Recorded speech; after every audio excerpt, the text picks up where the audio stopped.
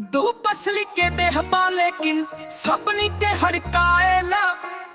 ए दुनिया के कतना पागल शायर लोग बनाएला। दो पसली के देहबा लेकिन सबनी के हड़काएला। ए दुनिया के कतना पागल शायर लोग बनाएला। मंच पर चढ़ के बेमतलब के नारा खूब लगाएला। मंच पर चढ़ के बेमतलब के नारा खूब लगाएला। गदहानी यार रख रख के शेर पर गीत सुनाएला। ए दुनिया के कितना पागल शायर लोग बनाएला। ए दुनिया के कितना पागल शायर लोग बनाएला।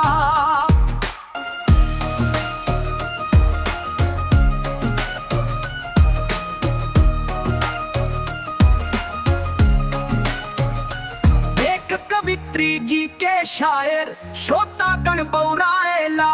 देख कवित्री जी के शायर श्रोतागण बौराएला। भीतर बहार लहर से बेसी मेकअप आग लगाएला। दो पसली के देहबा लेकिन सबनी के हड़काएला। ए दुनिया के कितना पागल शायर लोग बनाएला।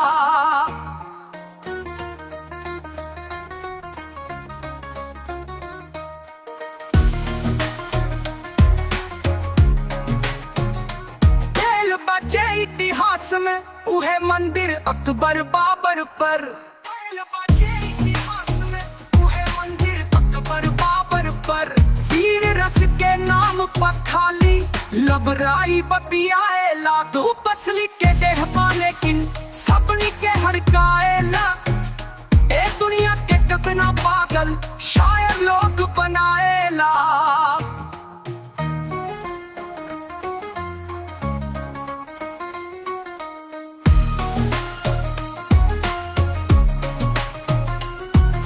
फूड़ जोक सुना के खुश बहा से कवि बाकिर।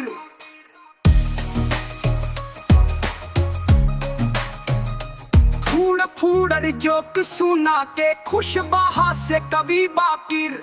ए लोगन के सुन के श्रोता आंसू बहुत बहाएला। दो पसली के देहबा लेकिन सबनी के हड़काएला।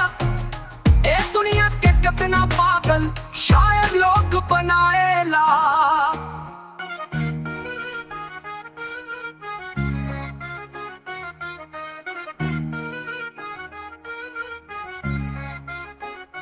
प्रेम के शायर चांद सितारा जुल्फ हुस्न के फेरा में। प्रेम के शायर चांद सितारा जुल्फ हुस्न के फेरा में।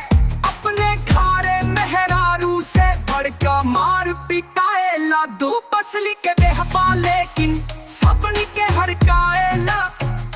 ए दुनिया के कितना पागल शायर लोग बनाएला। शहर में केहू पूछत नहीं खे कबो शायर अपना के।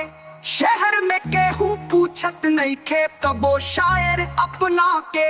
मंच पर चढ़ के जाऊं एलिया के मौसा बतलाएला। दो पसली के देहबा लेकिन सबनी के हड़काएला। ए दुनिया के कितना पागल शायर लोग बनाएला। दो पसली के देहबा लेकिन सबनी के हड़काएला। ए दुनिया के कितना पागल शायर लोग बनाएला।